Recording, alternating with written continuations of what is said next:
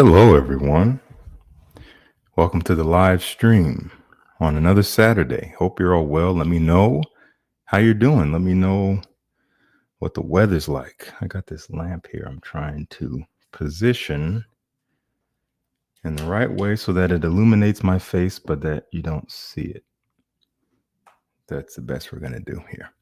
Yeah, let me know how you're doing. Let me know what you got sprayed. Let me know where you're coming from, where you live, what the weather's like there.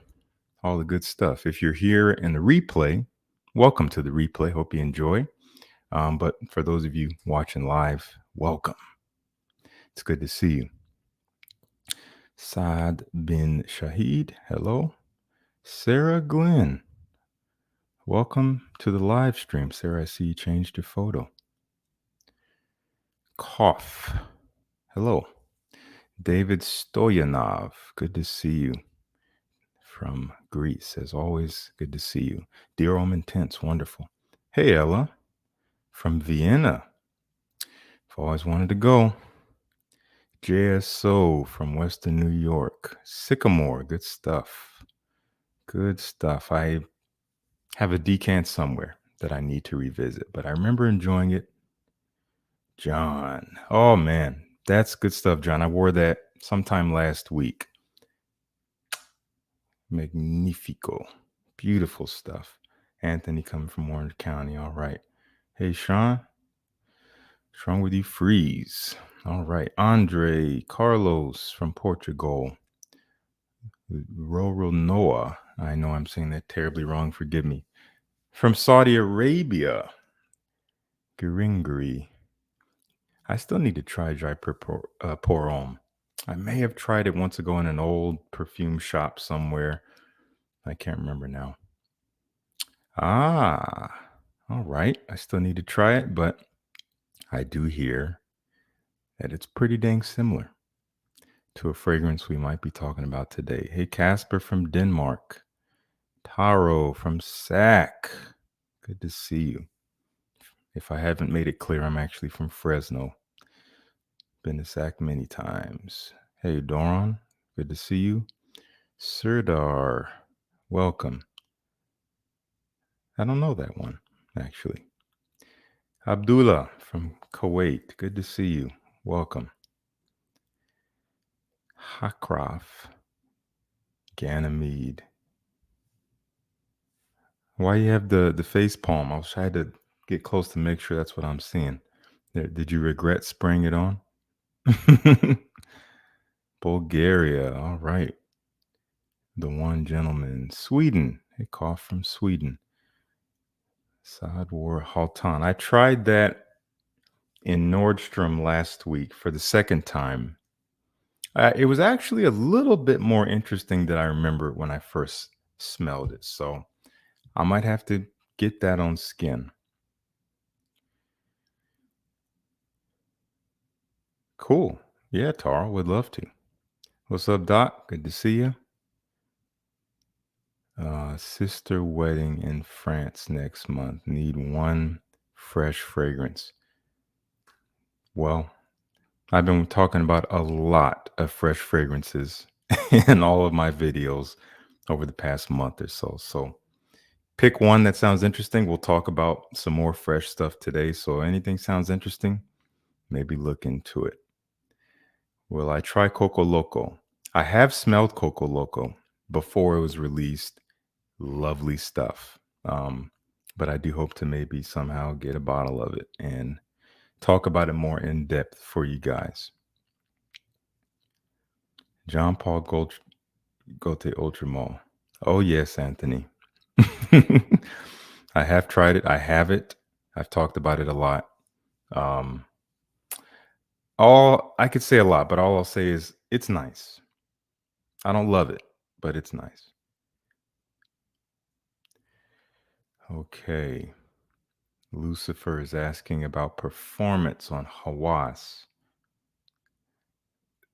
Wow. Well, I've never thought I'd be talking to Lucifer, but here we are. I don't know what bottle you have. My bottle of Hawass is too strong. So I have heard some things that maybe it has been reformulated. I'm not sure about that. And even if so, I would imagine that it maybe when it was a 19-hour fragrance, now it's an 11-hour fragrance. That's still pretty good in my opinion. Um, Maceration is not really what's at play here. Maturation is what we're talking about. Um, so performance may not have to do with that though.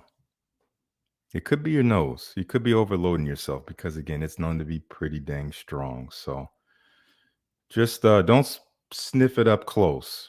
Give it that full wearing around you. See how it does. I don't know what you're talking about when you say any performance. So it's all relative. Maybe you want more than 8 hours and it's not getting, or maybe you're getting less than one. I don't know, but I need more information. Andre, thank you so much for the super chat. Colombia. Really appreciate that. Virgin Island water. Man, Virgin Island water is a good one. I love the opening. The opening of that is so uplifting. Wow. I can imagine it in my head. It's so vivid. I don't love the dry down. It just turns into suntan lotion on me. I wish that the lime hung around a little bit longer. That lime, oh my gosh. Jeez. But all in all, a beautiful fragrance and perfect for what it was created for. All right, Derek is coming from Vermont, Tokyo Blue. I have a decant somewhere. I need to respray that, but I have yet to smell a Chris Collins fragrance that I didn't like. So I'm sure I'll like it. Scratches my itch. Hold on, guys. Let me turn on do not disturb mode on my phone. Old Team is amazing. Yeah. Okay, you ran out of doing Soir. Yeah, it's a good little replacement for that, I'd say. Elysium Cologne. If you're talking about the Parfum Cologne, the original, it varies. For me, I get a good, honestly, 8 hours of longevity. It gets really light after a couple hours, but it doesn't completely disappear. But I wouldn't say it's very noticeable after a few hours. Okay, Percival said Rapoise, you're not interested in God of Fire fragrance. Emmanuel, I don't know what that is. He said it's a January 2023 batch. Okay. I don't know. Mine, I got it last summer. So obviously it's an older batch. But again, I don't know what kind of performance you're actually getting. So I can't really say like, oh yeah, you're getting bad performance, man. Try this. Again, you could be overloading your nose, or they could have reformulated it and you may not be able to pull anything out of it that it doesn't have. It's a tricky thing to talk about. Performance is it's such a variable. It's not built into the fragrance. It's not like putting a V12 in a car and you know that you're going to get that type of, those types of RPMs, that type of, takeoff when you put the pedal down and, that type of horsepower every time. It's not quite the same. Not even quite. It's not the same at all with fragrances because we are the variable and we become the product when we spray it on our skin. So hope that makes sense. Sahak, what am I wearing right now? Good question. I'm not really wearing anything right now. I do have something on my hand, which I will talk about shortly. Millicene, good stuff. We'll go another 40 seconds-ish, and then we'll get started.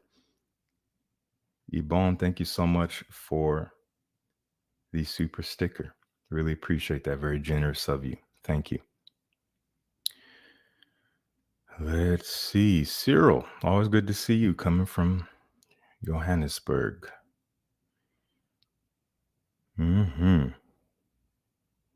Whiskey Reaper, good to see you. Thanks so much.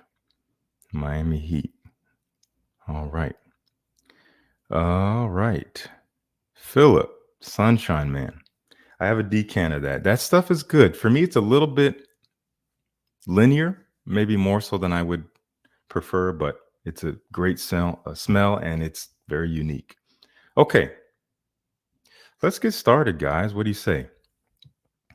We got some fragrances to get through. So if you guys missed it, and I have the description of this video and why it exists. Let me see if I can raise this up a little bit. So I feel like it's illuminating my brow line, and that's it. That's a little better, and it's out of the screen. Great. It was maybe a couple weeks ago. I did a live stream here on my channel with Ross from TLTG Reviews, where we basically covered 6 designer brands and all of the fragrances we own from them. If you missed that video, I mean, I would recommend going back and watching it, but you might have to either have a big chunk of time to spare or split it up over the course of a few days, because it turned out to be about 2.5 hours. But we covered over 80 fragrances in the video, and that's why it took so long. And we specifically stuck to the brands that we had the most fragrances from. So you would presume like, oh, the brands you have the most fragrances from are your favorite brands. And yes, they are. However, I have a couple brands that didn't make that video because we're only choosing the top 3 brands. And these 2 brands, I have a lot of fragrances from, but not nearly as much as the other brands. It just happens to have worked out that way. And these 2 brands that I'll talk about, in addition to Cartier, which was in the original live stream, are honestly my 3 favorite brands in mainstream perfumery right now, because, you know, they're sticking to what they have set out to do. They're sticking to their heritage while maintaining, you know, some kind of innovative artistry. And they're not just trend writing, and they're not just trying to cater to all the little guys out there who are trying to smell sweet in the club. Nothing wrong with the little guys out there trying to smell sweet in the club, but those fragrances are obviously a dime a dozen. They're uninspiring. And once you have one, you have them all. So if you want that, just buy one, get your favorite one, and you're good. But these brands are not really concerned with that. And I'll get into why. But the brands we are talking about are, if you guys probably already knew this, Hermes and Guerlain. Now, I can already sense the tension, the resistance from some people who would say Guerlain is not a designer brand. Guerlain is a niche brand. And yeah, that is a debate that is never ending. Never ending. However, in my experience and my observation, here's what I have perceived. Guerlain kind of straddles the line between designer and niche. They are a very historic brand. They've literally been around for like 195 years, almost 200 years. The brand has been in existence. They started in 1828. How many of you know someone who was alive in that time? And honestly, if you didn't know this, they actually started as just like a basic common hygiene company. They're just making standard hygiene products like soaps, I don't know, things like that. I would imagine things you use to clean yourself, whatever it may be. And at that time, that was definitely kind of a luxury because not everyone was bathing on a daily basis. It was mainly those who were a little bit more well off. However, I believe his name is Pierre-Francois Pascal Guerlain, the originator of Guerlain as a brand, and obviously in his namesake. He would make bespoke perfumes for his customers, kind of on request. So they were, custom perfumes. But primarily their products were hygiene. And obviously, they've really blossomed into the perfume world as a perfume giant. And they have other products too. They have makeup, cosmetics, they have skincare stuff. So it really depends on, how you kind of, it's hard to put it in a box. I feel like the line gets blurrier as time goes on. When I came into the game in YouTube here for fragrances, it was actually pretty clear cut. At least I didn't see this argument quite as much, but nowadays it seems to be much more volatile.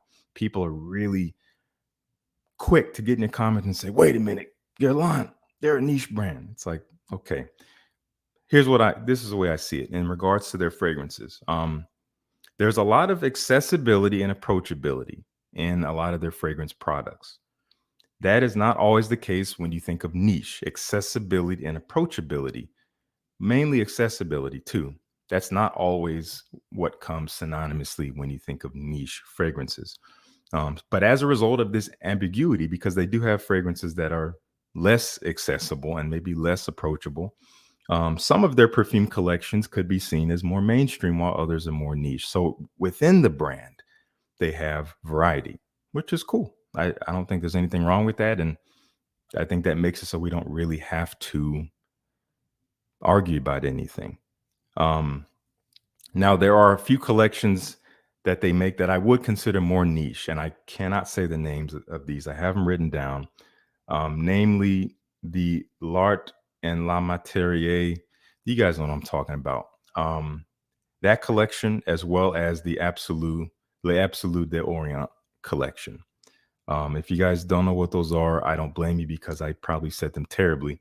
But if you go on Fragrantica, you'll see all their collections broken down.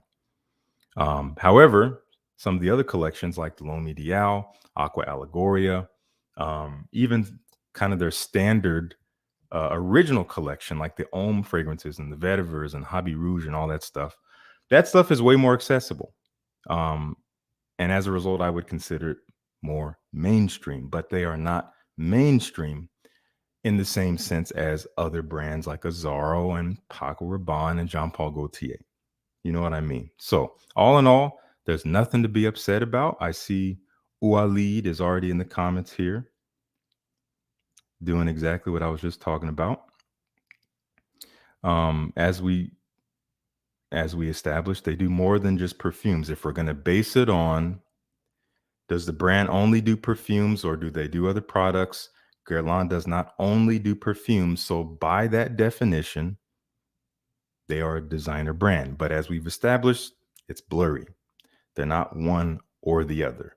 I think they're kind of both. Anyway, I wanted to get that out the way because I knew there would be people who would have something to say, as we just saw. Appreciate your perspective. But I'm just sharing my perspective. You know, obviously you can start your own fragrance channel and we would love to hear yours. Okay, let's get started. All that being said about Guerlain, we're not going to start with Guerlain. We're actually going to start with Hermes. And I want to share these.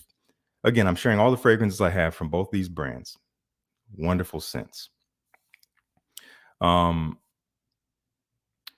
going to share the fragrances in chronological order, at least in terms of the order that I experienced them. So from earliest to today. All right. David, I agree. Oualid, I know I'm probably saying the name wrong. I do apologize. Candles, again, I'm not trying to open up this box, but candles are what I would view as a fragrance product. Would you guys agree? Candles are a fragrance product. What is the purpose of a candle? To give off a scent. Everything in their realm is scent related. So I would say, no, I don't agree with that. Again, that's just me. Okay. Climatic. Guerlain is fluid. Agreed. Okay. And thank you for the super chat, Climatic. That means a lot. All right, let's start with Hermes. Terre D'Hermes. This is the first fragrance I ever smelled from Hermes. And I hated it. 2016, I just got started in collecting. Lady Bratface, thank you so much for the super sticker. You are super.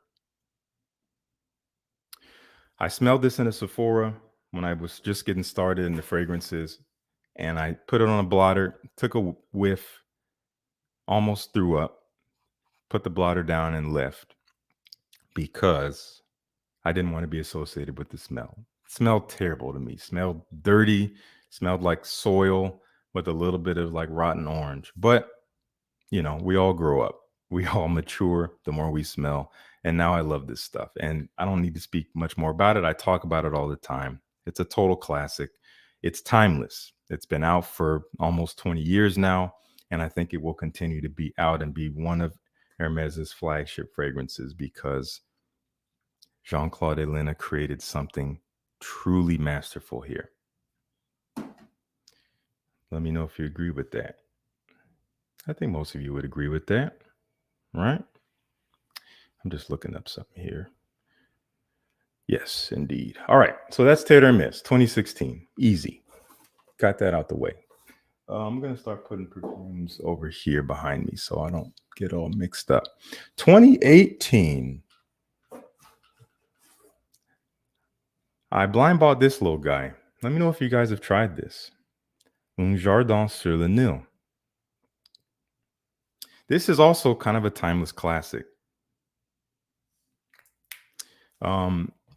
It is one of those fragrances that, for some reason, it's kind of hard to find discounted. I remember buying this 30 milliliter bottle, back in 2018, and it was kind of expensive. It was like over $50 for 30 milliliters.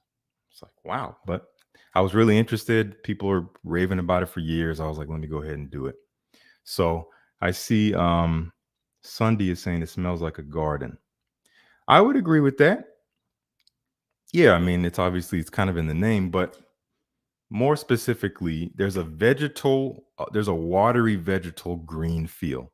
A lot of lotus in here, carrot, other vegetal notes. But there is a citrusy freshness to it. I mean, me explaining the notes doesn't really do anything, honestly, but I feel like this smells like, yes, you are in a lush garden near a river. There's fresh vegetables growing out of the ground. It's like a spring morning, so the air is kind of cold and crisp. There's no sweetness here, but at the same time, mouth-watering. It's really nice. Honestly, not one that I spray a whole lot. I'm actually going to spray it right now. Smelling from the atomizer just doesn't always do it justice.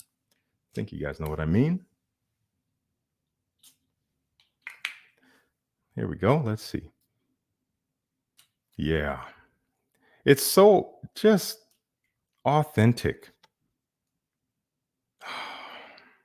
Yeah, I mean, if I'm frank with you guys, this is one of those fragrances that doesn't really smell like something you would smell on a person. It's a combination of scents that smells like nature. It smells like something outdoors, external to humans.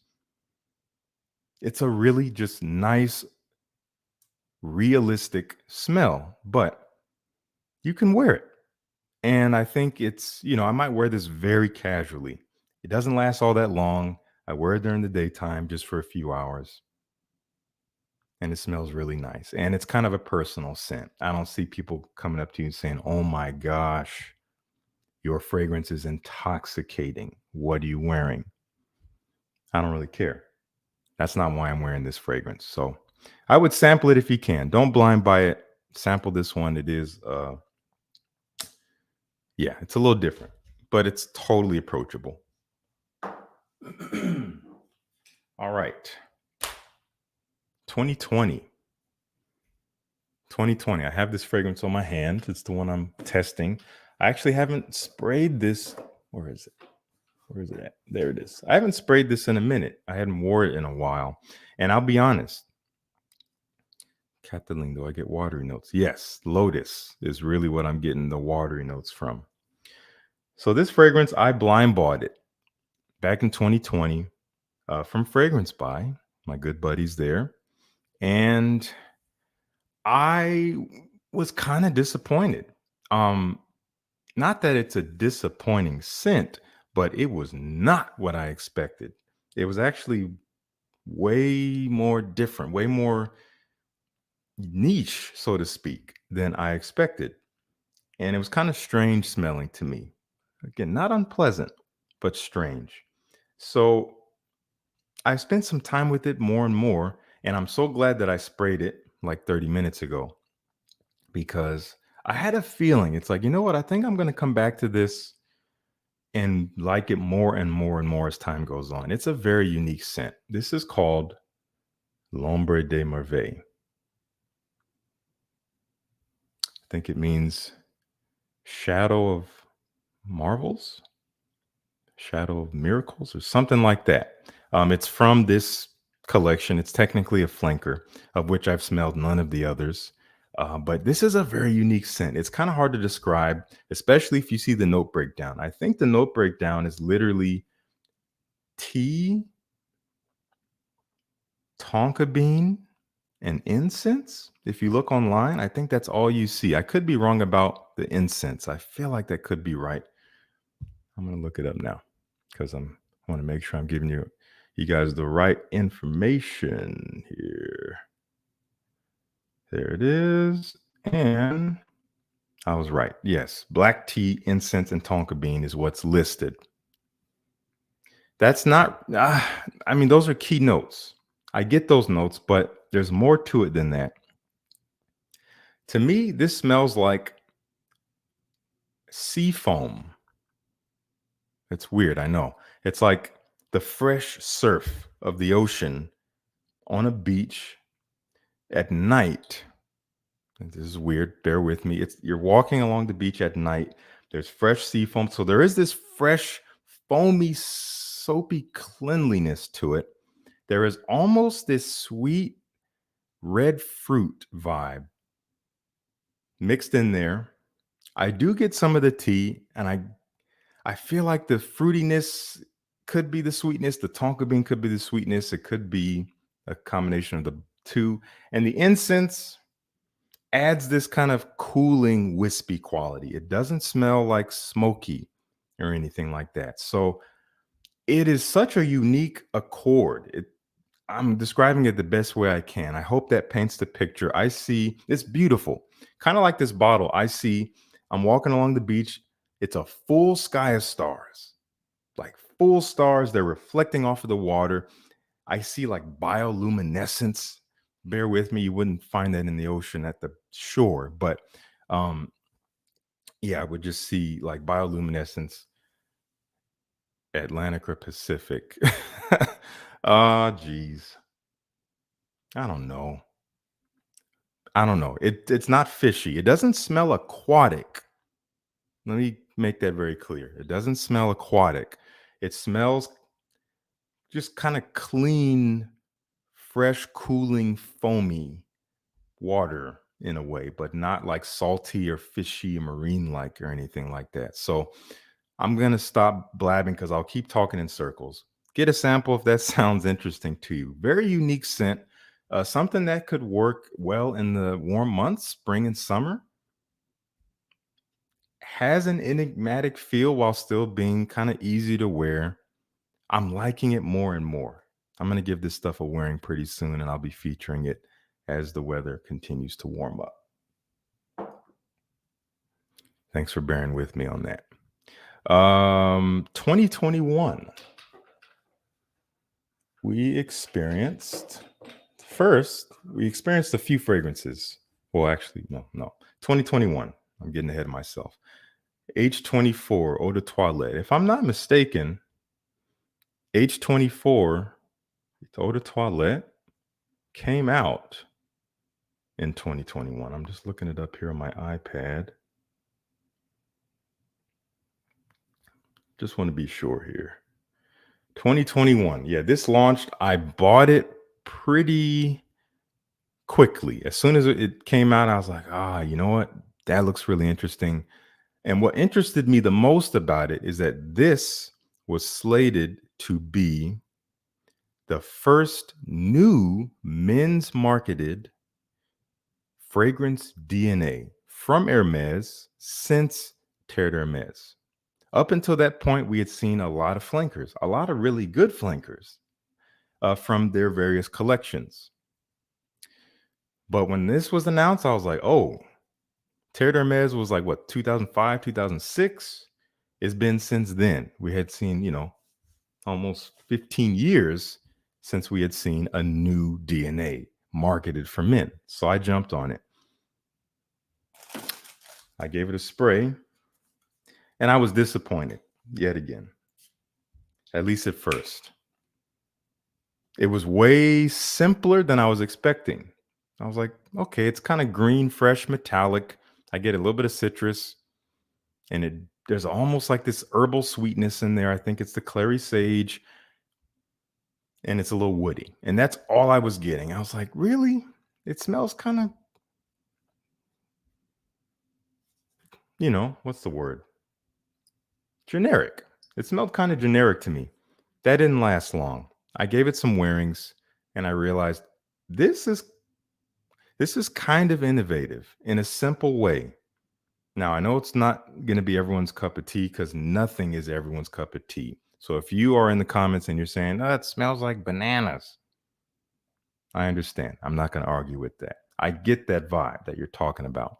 However, the more I've given this that full wearing, as it dries on the skin, there is this modernity to it. There's this clean, like modern gentleman feel that's not juvenile, that doesn't smell like they're trying to follow Dior Sauvage or Bleu de Chanel or Versace Dylan Blue or anything that is really, really hot as compliment getters and, the must pickups for designer brands at this time. It doesn't have that vibe. It is kind of off doing its own thing. Like, all right, hey guys, you're over there. I'm over here. Do your thing. But I like it. All genre respond. I appreciate that.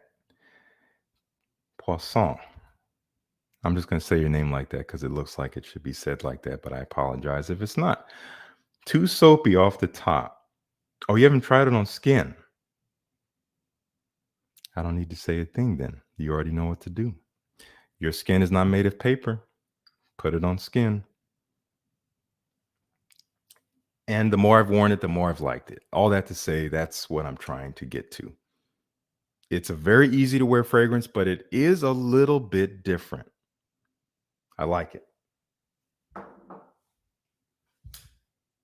2022 was a big year for me. I think 2022 really started to solidify Hermes as one of my favorite mainstream brands. This was just last year, of course.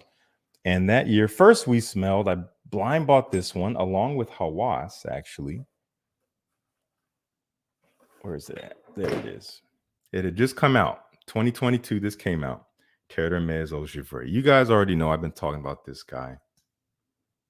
You guys already know what I'm getting at here. I'm going to spray it.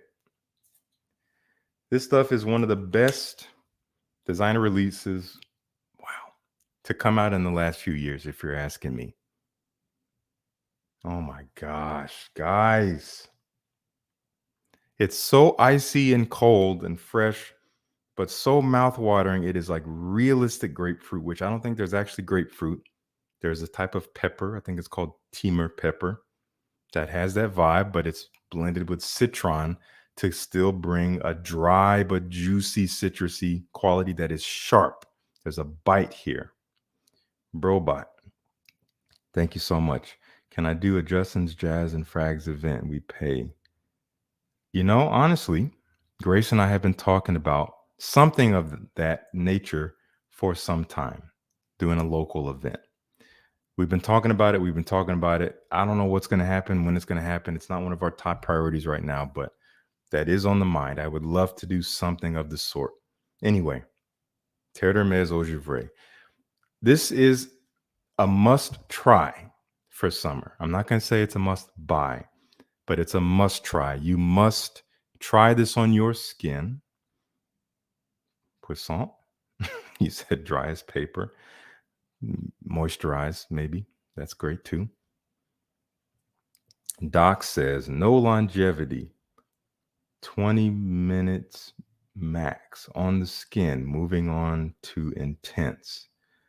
Doc, I'm not sure which one you're referring to. Is it this one? Because this thing lasts a good 7-8 hours on me. No problem, even in the heat. Smells incredible. You get some heat on this stuff, it opens up.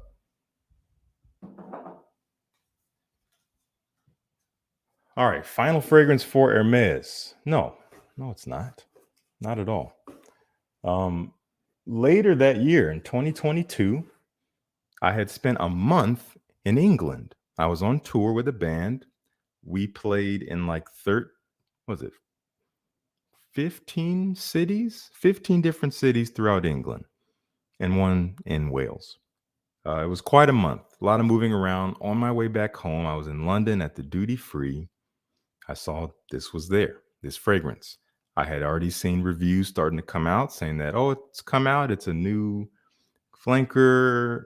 And I honestly wasn't interested. I'm like, okay. I mean, did we really need this? I don't know. It was H24 Eau de Parfum. I tried it on my skin. I just went straight to skin there in the duty free, gave it a whiff, and I was like, whoa, whoa, whoa, whoa, whoa. Wait a minute. I like this a lot, and a lot more than the EDT, which I had already come to like more, as I said. So I walked around the store for a bit, spraying some other things on paper, smelling some other stuff, continually coming back to this on my hand, and realized I'm in a duty free.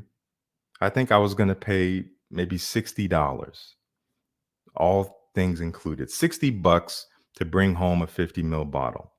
I said, let me go ahead and buy this because I'm loving it. I put it on my skin. I was really enjoying it for maybe 15, 20 minutes. So I was letting it dry a bit. So I bought it. I did a review when I got home. A lot of you probably didn't see that, but it's on my channel. I did a comparison, a bit of a comparison between the two. And this has also helped to skyrocket Hermes as one of my favorite designer brands. And to me, it is what an EDP should be. It is deeper, richer, a little less fresh, a little stronger, yes, but again, that's not always implied from a denser concentration. Performance is not always tied to concentration, so remember that. And if you don't agree, then you'll just continue to be disappointed when you get a denser concentration and it doesn't last as long, or you don't smell it as strongly. Just remember that. It more affects how the fragrance behaves. It moves slower, has a richer sillage, again, less fresh. It's a little sweeter. Might smell more like bananas to those of you who got bananas from the original. But there's an inclusion of oak moss in here that really richens it up. It's still kind of metallic green fresh.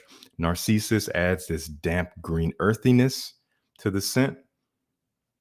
You still have that clary sage sweetness, but that oak moss just kind of makes it more round around the edges, a little bit deeper and darker. And, I heard a lot of people saying that they got nauseous from the metallic element of the EDT. The metallic element is toned down here. Again, it's not quite as sharp and fresh. So you might actually like this more if you didn't like the EDT. So give this one a try if the EDT didn't really move you. All right, wait, no, we got one more. Earlier this year, I had smelled this fragrance around the time I smelled the EDT version. And because the EDT wasn't for me, this wasn't for me. In fact, I don't even remember smelling it, but I think that I did. But I got this earlier this year, knowing that I'd love it because the EDT became a love for me. We're talking about Terre D'Hermes, the Pure Parfum version. For some reason, these little mechanisms are very finicky. It's a cool, unique design, but not very stable. Anyway, for those who might not like the EDT, you might like this. Take that EDT again, similarly to how I described H24 EDP. The sharpness toned down, more rounder, denser, richer, smoother, not necessarily stronger, right? It's not going to fly off the skin. It's not going to be detectable by everyone.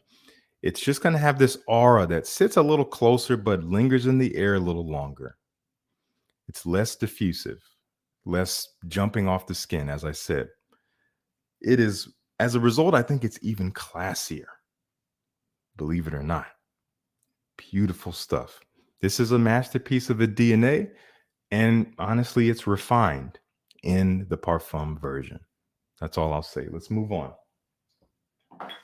So that's Hermes. Let's move on to the most controversial brand in this video because it's one of two brands. Have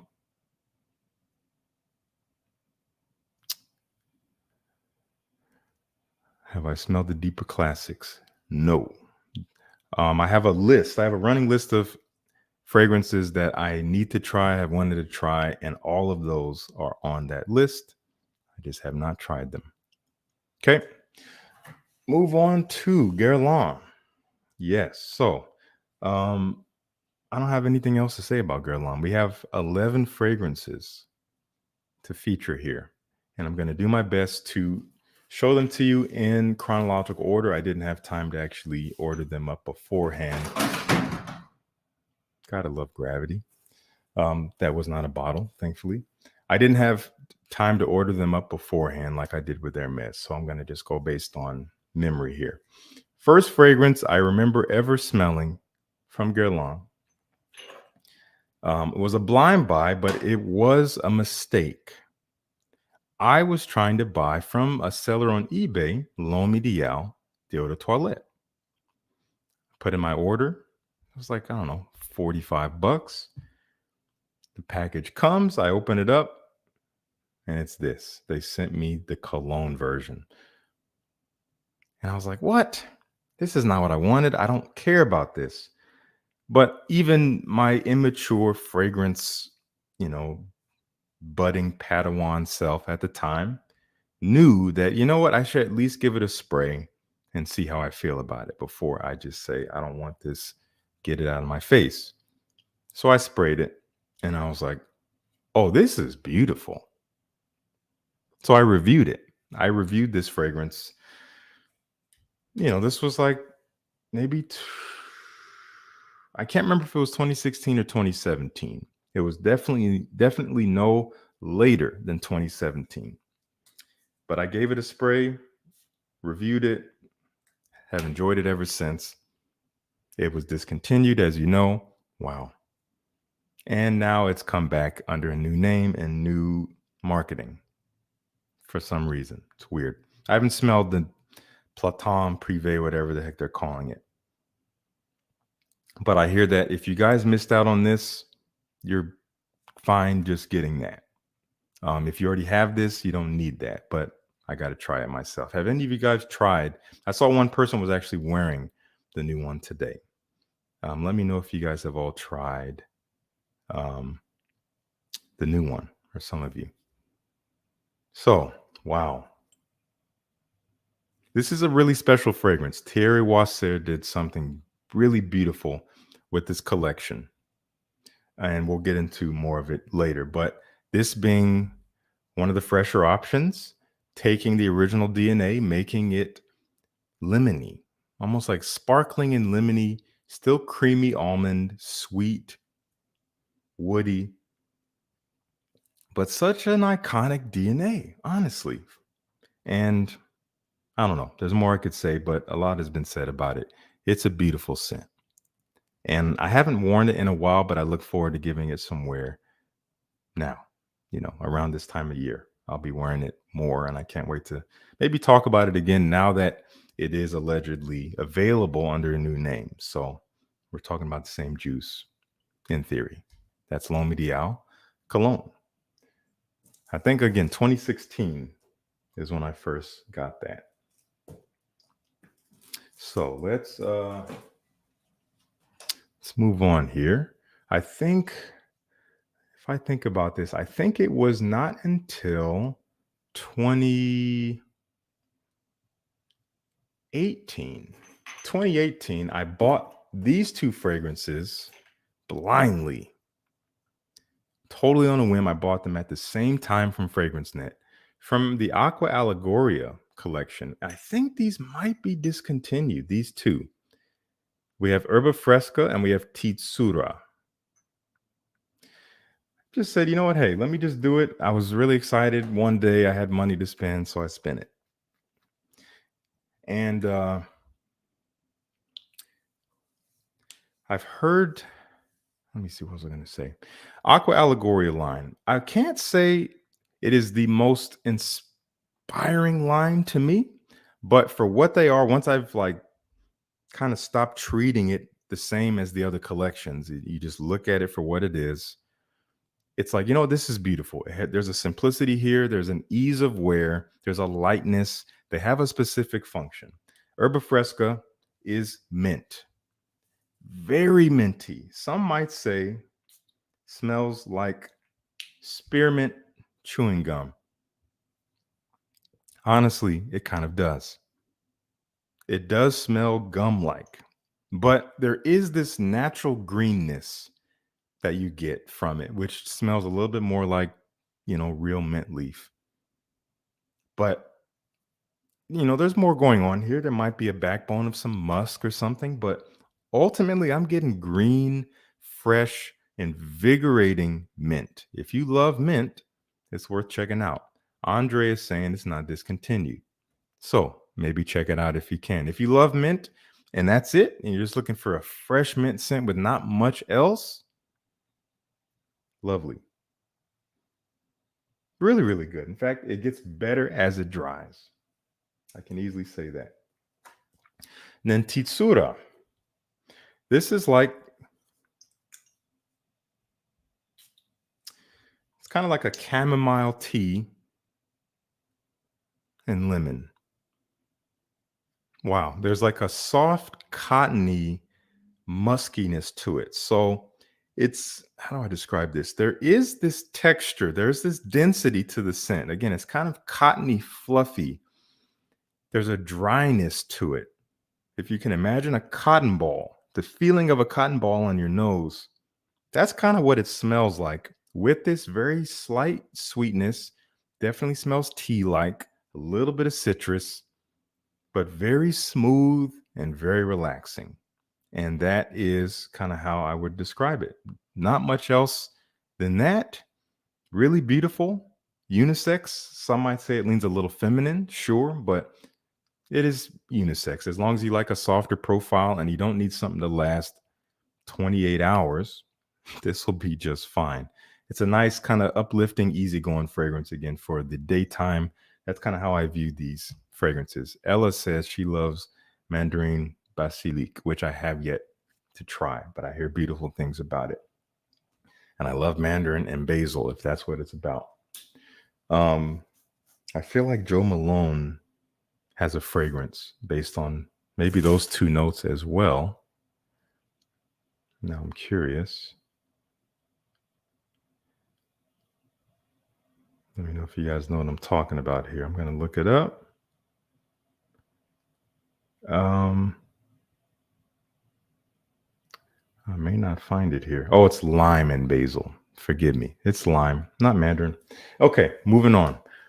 So that was 2018. I feel like also in 2018, possibly 2019. I can't quite remember now. It could have been 2019. I'm not exactly sure. I got this guy. L'Homme Ideal Eau de Parfum. This could have been 2020, actually, now that I think about it, because I remember photographing it quite a bit in 2020. And I was doing reviews of it. I was featuring it more. So it may have been 2020.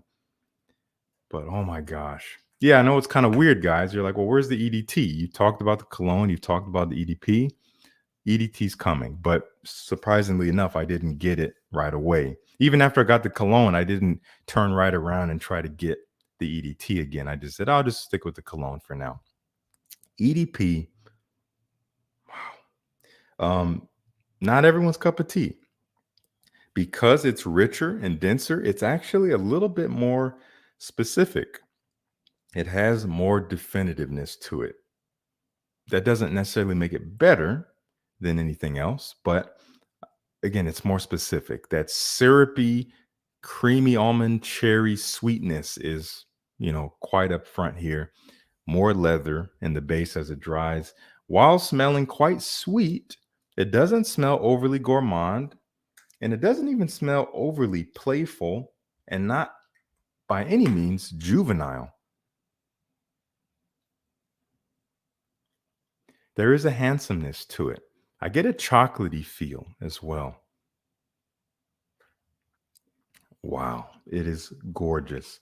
I think we have some cooler days coming up this week. I haven't worn this in a while. For a period of time, this was my favorite of the collection, believe it or not. But I have a new favorite now. Let me see if I can remember when these all came in. So I feel like in 2020, I think 2020, I got most of what I have here. So 2020, I got the EDP. I also got the EDT, which simply put is a lighter version of the EDP. It's less dense and rich. There's almost a more of an aromatic quality, a little less sweet and intense. Gorgeous stuff, though. I also got that year the Lentence, whatever you want to call it, which has a new bottle now. I think they all have new bottles, but I think my EDP is a newer bottle.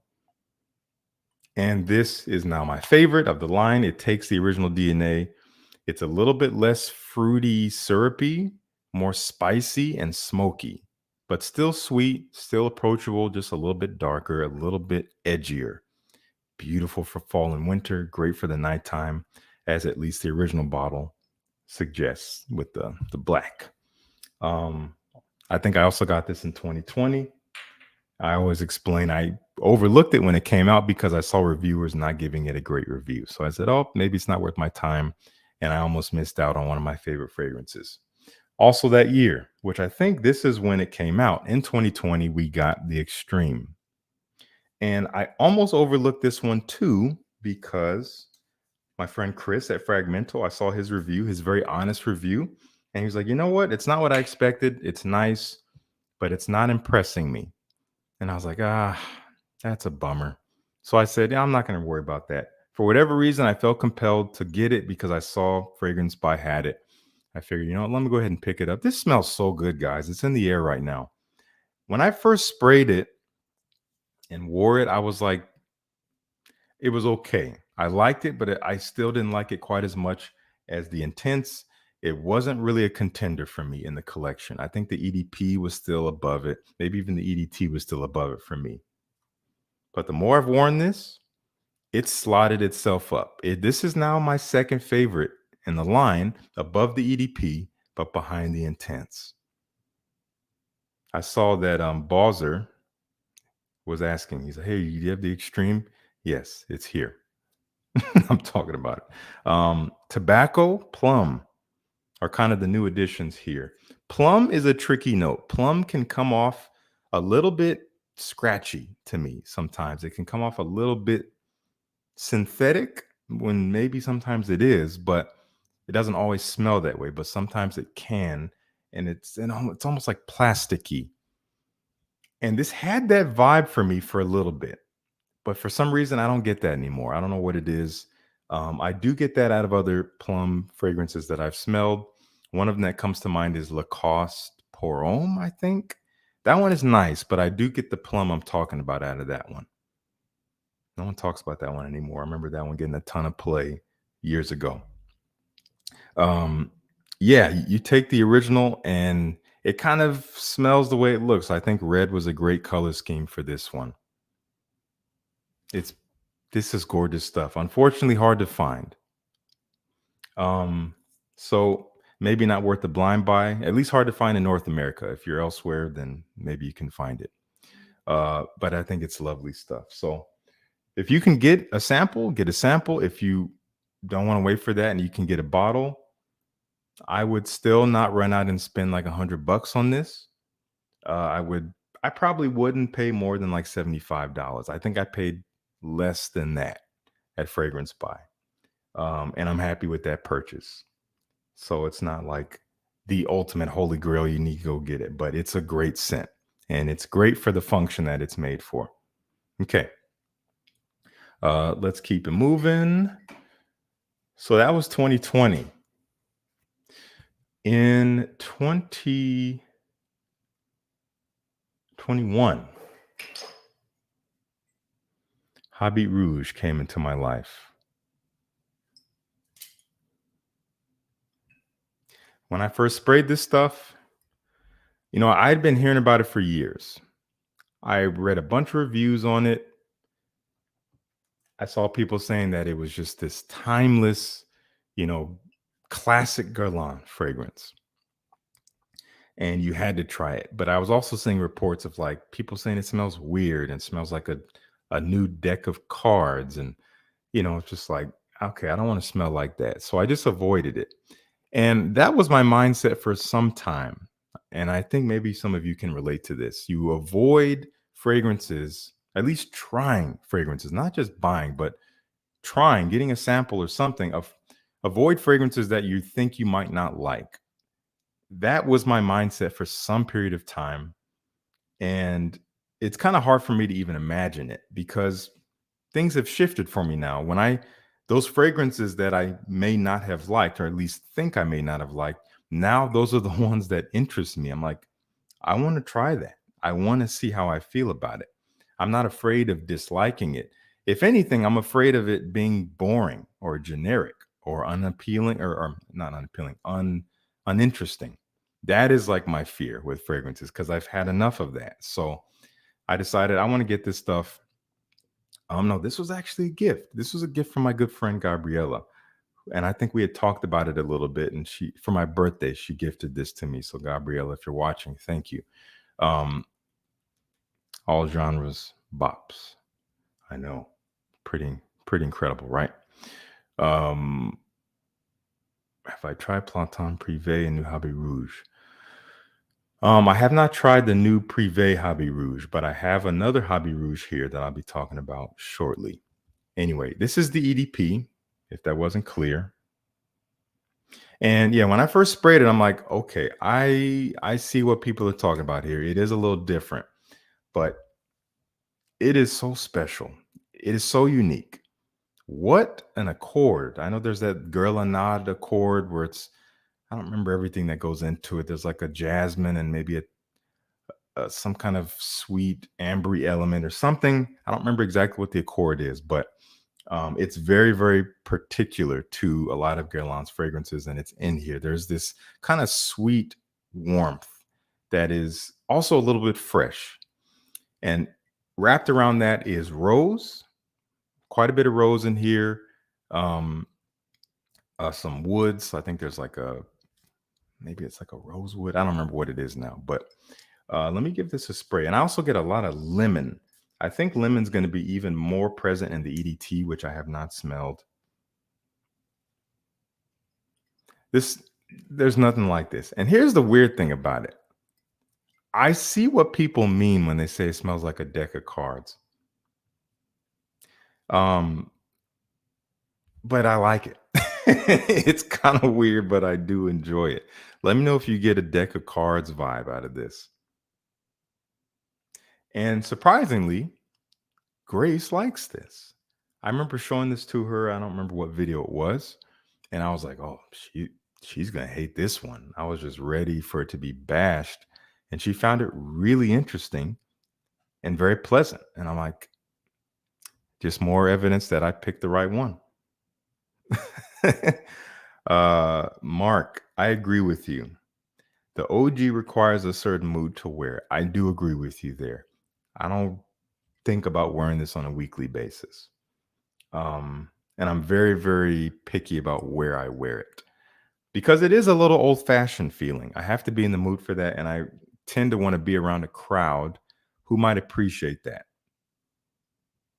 So I'm picky with this one, but it's great. It's a classic. There's a reason why it's still sold, and you can get it for not a whole lot of money these days because the DNA's been around a while. Okay. Last year, 2022, Heritage came into my life. This was another gift from my friend JD. And he was kind of just doing a clean out of his collection. He literally hit me up and said, hey, man, what's your address?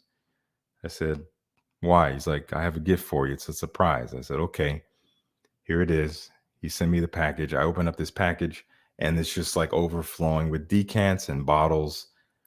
And this is one of the bottles. In fact, a lot of the bottles he sent me, I already have, and I've given them away to some friends. But there's a few that I still have that I've been planning on trying to give away. So I need to set something up and give one lucky winner a big influx of a bunch of new fragrances, mostly decants, but some good ones. I haven't even been through all of them actually, but there's some good ones. Anyway, Heritage. This is the Eau de Toilette. Kind of like Hobby Rouge, not going to be for everyone. A little old fashioned, but has that signature Guerlain accord wrapped up in here. There's this like creamy, sweet, slightly like fresh warmth. It's weird, but it just works. And it's so iconic. And in this, I get, some citruses. I get maybe some lavender. There's a fougere-like feel to it, but it's warm. It's like an ambery fougere. There's a spice here that is not going to be everyone's cup of tea. There might be some cumin. And that's not going to be something that everyone loves. It's a little stuffy. Some might say a little stinky. I don't find it stinky in this fragrance.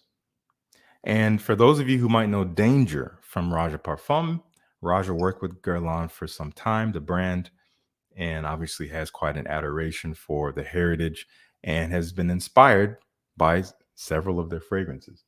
I realized I'm missing a fragrance.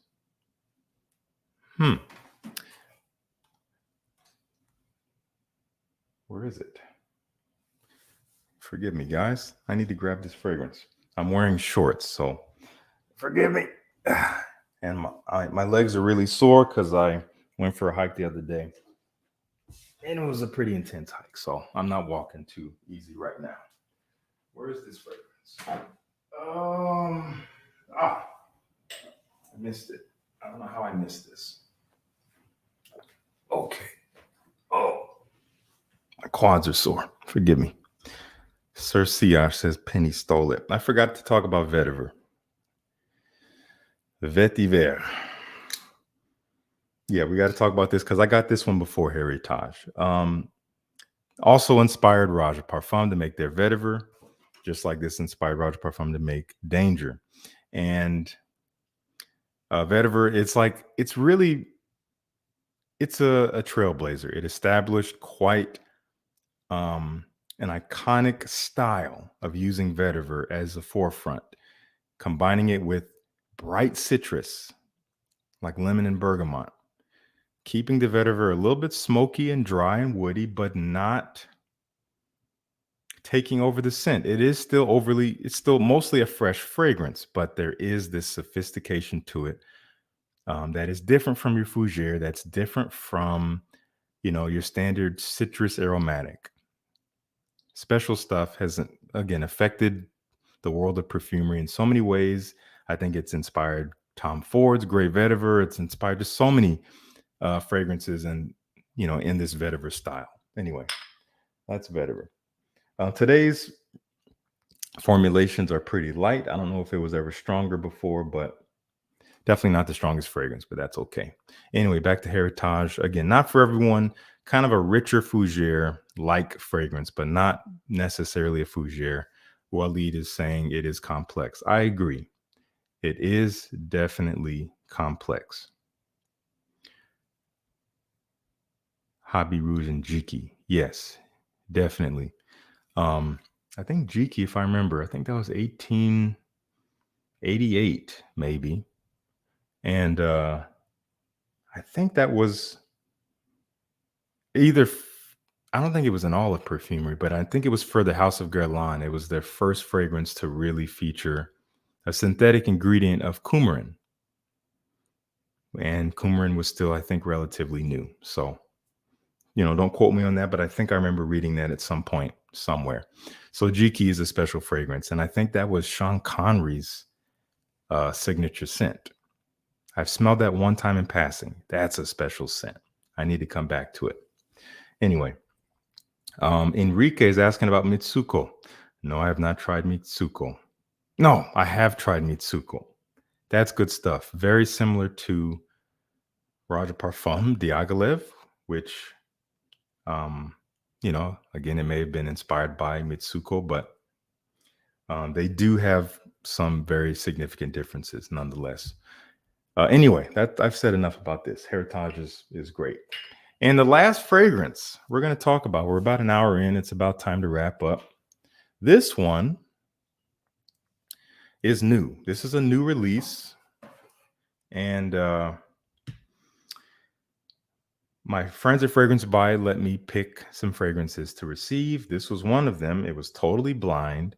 I said, let me go ahead and give it a shot. It looked interesting, at least by the name. But the reviews were spotty. And I saw that before I smelled it.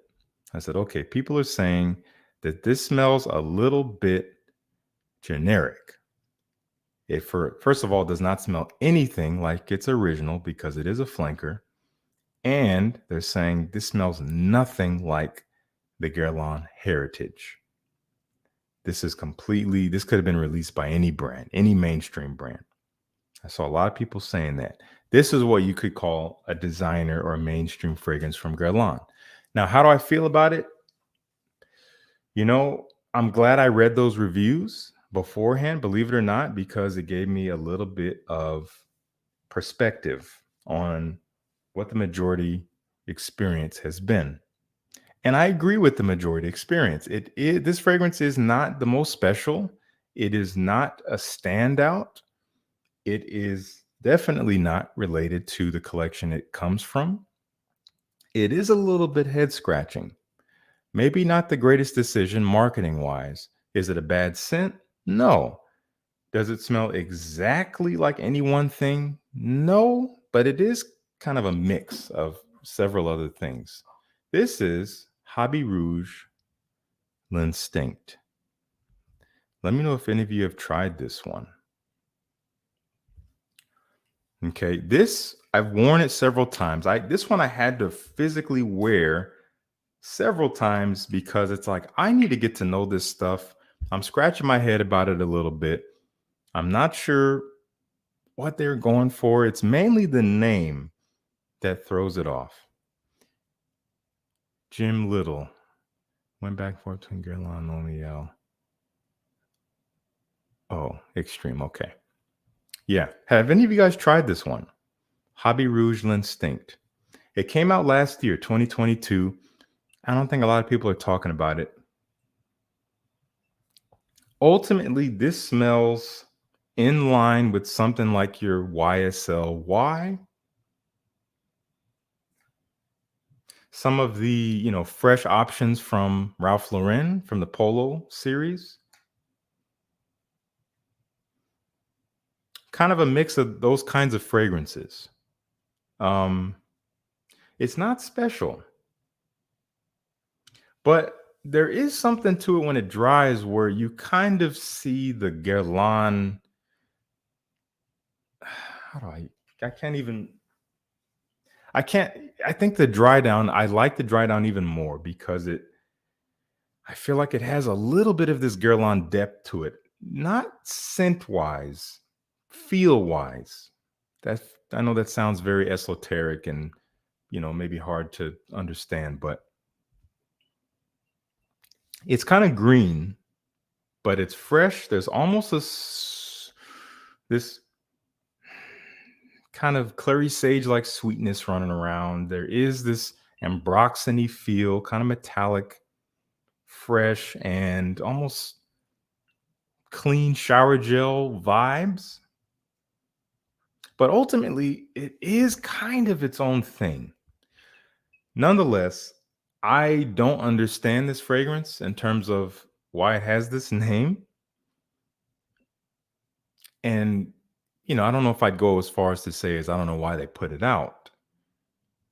But I'm not surprised that people are asking that. It's very pleasant. It's very easy to wear. It could be a contender with all those other fragrances I mentioned. However, is that who Guerlain really wants to contend with? I feel like those styles of fragrance are beneath them. That may not be something that everyone wants to hear, but that's just my little opinion inside this little rectangle you're watching me in. Not quite like what you would expect from the brand. So, who's this fragrance for? I would say if you like Guerlain, if you are looking for something that you could literally wear anywhere, anytime, and you want it to be from Guerlain, you want it to be something you don't have to think about. It's going to be a no-brainer. It's going to be pleasant to 99% of people that come across you, but it's not going to really smell like nothing anyone has ever smelled before. Then check this out. It's an easy no-brainer fragrance in that regard. However, if you are expecting what you would typically expect from Guerlain, from this type of bottle, the Guerlain bottle here, from the Hobby Rouge name, if you're looking for that, it's not here. I don't know what was going on with this one. I don't know. Again, I'm not going to say it's a bad fragrance, but it's confusing. I like the scent. I've worn it 3, 4, 5 times and I've enjoyed it. But it is definitely not inspiring. So I'll be talking about it more. I want to get to know it more. However, I do know that that new Hobby Rouge, I think it's the Rouge Privé, whatever it's called, is out or coming out. And I'm curious about that because I'm wondering if that will be tied to the original, but modernized, brought into our century and into these current times, into this era, to be understood by as many people as possible, but still paying homage to what Hobby Rouge is. So that's it, guys. Those are 2 of my favorite brands, 2 of my top 3 favorite brands. Again, the other one being Cartier, which we talked about in the live stream with Ross. And those are all the fragrances I have from them. Obviously, I plan on more that I already have my eye on. I do want to check out the new Guerlain Hobby Rouge, as I mentioned. And in terms of Hermes, I don't think there's anything I currently have my eye on. The only thing that has my attention and interest is more from the Terre D'Hermes line. The Hermes Vetiver is one that I've heard a lot of talk about. People saying, oh, yeah, it was overlooked. You should try it. I'll probably revisit it, but I fear that it might just be redundant because I have the EDT. I have the Parfum. If it's anything like those, I don't really need the Hermes Vetiver, but I'll give it another try. So nonetheless, let's see. Sandy is saying Rouge Privé is excellent. Good to know. I got to check it out.